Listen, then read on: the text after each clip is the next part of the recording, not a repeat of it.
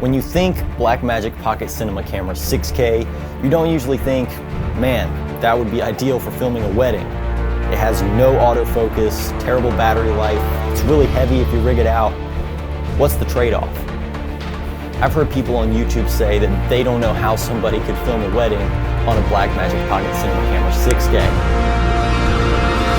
Today, I'm here to prove those people wrong. You see, with the slight disadvantage of your arms falling off after every wedding, it's totally doable. How's it going, everybody? Today, I'm gonna tell you guys how I rig out my Pocket 6K for filming weddings, and we're gonna talk about the advantages and disadvantages. By the way, if you wanna see how I built out my full rig and every part that went into it, I've made a full video about that already. The link is in the description and at the end of this video. And speaking of that video got way more engagement than I've ever gotten on any other video on YouTube. So I just wanted to thank you guys real quick for that. I really appreciate it. I appreciate your helpful comments and support and helpful questions. Really cannot thank you guys enough for that. So thank you. So I've been filming on the Pocket 6K for about 2 months now. I've filmed a number of weddings and I've been really impressed with the results. Now, I'm really happy about the results, but today I want to tell you guys how I rig this thing out for a wedding and how I change rigging throughout the day to make it work for different things that I'm shooting. But this brings me to the biggest disadvantage of filming on this camera, which is the weight. Guys, this thing is a beast, but it's a heavy beast. I mean, it's awesome, but it's also very heavy. This rig right here is built to be functional. And the way I worked around having a super heavy rig was that I built all the functionality that I needed into as compact of a rig as I could. I understand it's still big, but for a cinema rig, this is actually pretty compact. Now, that disadvantage of it being really heavy can actually be an advantage when it comes to handheld shooting. So, before the ceremony, what I do, I take the monitor from the top and I move it down. And then it can sit a little further away from me so I can keep it close to my body. I can rest one hand under this side, keep my other hand on the follow focus, and I can keep it close to my body and still see the screen. If the screen was up here, just be too close. I can keep it nice and close, get some nice smooth shots that way. And the lens I'll usually run for getting details and everything before the ceremony is the Sigma 18-35. For the ceremony, I put that monitor back on top, and then I stick this whole thing on my Steadicam, and then I put my Steadicam onto my Steadicam vest, which is on me. That makes sense? And for the ceremonies, I'll switch back to the Sigma 17-50 because it zooms all the way into 50, and that's tight enough for getting close-ups, sort of close-ups of faces depending on how close I get, and the 18-35 just isn't quite tight enough to get that for me. Another thing I'm considering doing for ceremonies is ditching the follow focus handle and the follow focus motor, the whole follow focus system. I'm not usually taking advantage of that when it's on the Steadicam.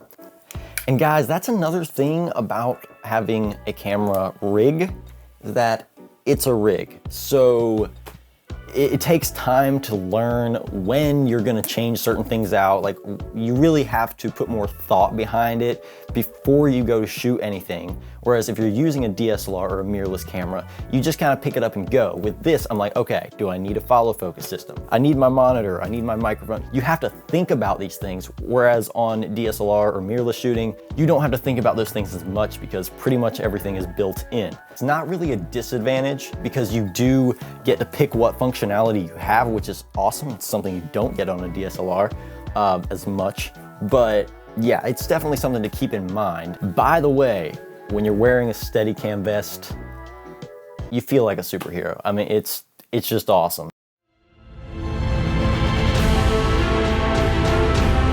Okay, it's actually not, I actually don't like it. I like the look that you get from the camera when you're Steadicamming without the vest, but when you have that vest on, man. I feel like an Avenger, honestly. It's awesome. It's so awesome. So for the reception, I switch back to the Sigma 18 to 35 so I can open up my aperture all the way to 1.8. You heard me. Oh my goodness, it's awesome, y'all. I've heard people say that the Sigma 18 to 35 is like having 3 prime lenses in one. The rumors are true, y'all. It's so sharp and you can open that aperture all the way up. I mean, you can just let in so much light. It works so good in low light with the Pocket 6K. It's amazing. Another thing I do to help out with lighting during a reception is I set up my light panels. These light panels are made by Newer. They're pretty bright and they were pretty cheap. This thing can only go but so far to save you when the lighting isn't good. Yeah, it's just really good to set up some lights for yourself to add some extra light and separate everybody from the background and make everything look awesome. As far as stabilization, I'll usually switch back to handheld. I just like the handheld look for receptions. Usually it's higher energy and I can really follow people's movements with this. But I will keep my Steadicam nearby and stick it on there from time to time to get some smooth shots as well. And then for the send-off, same thing. I'll stick it on the Steadicam, and I don't need the Steadicam vest for doing like smaller shots like that because it's not for a very long amount of time. I can deal with it for that amount of time and it works fine. So that's how I rig out my rig, but I do want to tell you guys about how I run audio on this rig because audio is half of the viewing experience and it's really important. So for audio, I run the Deity V-Mic D3 Pro. Focus please, there we go. I would absolutely recommend that you don't get this if you're running on the Pocket 6K. The thing about the Deity mics is that they have this standby power feature. So when you turn it on, it's in standby mode. And then when you turn the camera on, it's supposed to turn on and record, but with the Blackmagic cameras, it doesn't. Kind of like being on a film set and saying action and your audio guy's asleep. I mean, that's how it feels. It's really annoying. I've tried a few different things to fix this. One is I used a cable that has fewer of the little connections on it. Like when you see an audio cable, it has like, this one's got like 3 little rings on it. I've tried one with 2 rings, also didn't work. I've also tried hooking up a mini XLR cable that has a 3.5 on the other end of it. That also didn't work. The only thing that's worked for me is to use this 2-way channel splitter and then plug it into that. And the disadvantage to that is that it only records to 1 channel, which is annoying, but that's just what I have to do. Now, I always do keep my mic on, even when I'm just filming shots of people getting ready, detail shots, whatever, I always keep it on because I like the sound design in my videos, and a lot of times the natural sounds are the best ones. So I like to at least have that option and see if there was any good natural sound when I was shooting versus having to rely on a sound effects library for everything. And the other device I use for filming is the Tascam DR10L. I'm wearing it right now, and I use this to capture audio in ceremonies. This thing actually picks up the groom and the bride and the preacher all just fine. And usually the bride is shorter, so she's talking at the, like towards the groom's chest, which is where the mic is, and so it picks them both up just fine, and it's awesome. So we've talked a lot about how heavy this rig is, and we've honestly focused on a lot of the disadvantages, and this is just because I want to be honest, but there are also some really big advantages that, in my opinion, totally outweigh the disadvantages. First advantage, you look awesome. So I used to have people mistake me for the photographer at a wedding. Not anymore. I mean, people know, like, you're screaming videographer, filmmaker, like people know who you are and they know you're serious about what you do. I know that's kind of a dumb advantage. It's nice for people to see that you've invested this much in yourself, and yeah, I mean that it is a nice little advantage there. Okay, but for real, one of the biggest advantages I like is the raw capability in this thing. Now, if you don't know what raw footage is, let me try to explain it real quick. So right now I'm recording on a Canon Rebel SL2. It's just given me an MP4 file and it's going to compress that file down into a small size. And then when I go to edit it, my computer's gonna have to pull that back apart and decode the footage in order to edit it. Now, when you're shooting Blackmagic RAW or ProRes RAW, the camera isn't encoding it as much. It's staying uncompressed. And then, so when your computer goes to decompress it, there's not much decompressing to do. So it's actually really, really easy on my computer. I can edit 4K ProRes RAW 60 frames a second all day long. It actually handles better than the 1080p files off of my SL2, which is amazing. Now, the reason it's called RAW is because it doesn't throw out extra color information and exposure information like my SL2 does when it's recording. Now, this camera shoots 6K in Blackmagic RAW and 4K in ProRes RAW. ProRes is kind of like a slightly less raw type of RAW. So ProRes RAW in 4K, 60 frames per second, that's enough for me right now. You see, when you record RAW, it's like it's recording in every white balance setting and every ISO setting at once. So when I bring that into post-production, I've got full control over white balance if I didn't set it just right. Whereas on the SL2, if it was too warm and I tried to cool it down, the whole image would just get blue and it wouldn't even work. But on the Blackmagic, color temperature is completely adjustable in post, and exposure is also pretty adjustable in ProRes.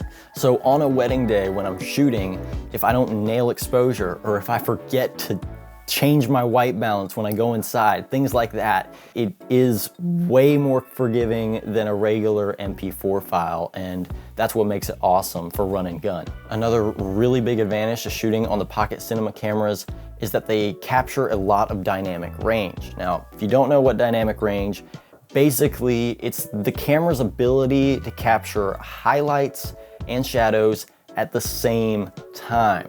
You have 13.5 stops of dynamic range, so you can capture way more highlights and shadows at the same time, and it makes it look more cinematic because that's what your eyes do. Your eyes can see highlights and shadows better than anything. So when a camera captures more highlights and shadows at the same time, it just looks more real to life. And it looks amazing. And it helps with color grading, which is my next point. Color grading this footage is so much fun. I love color grading this footage.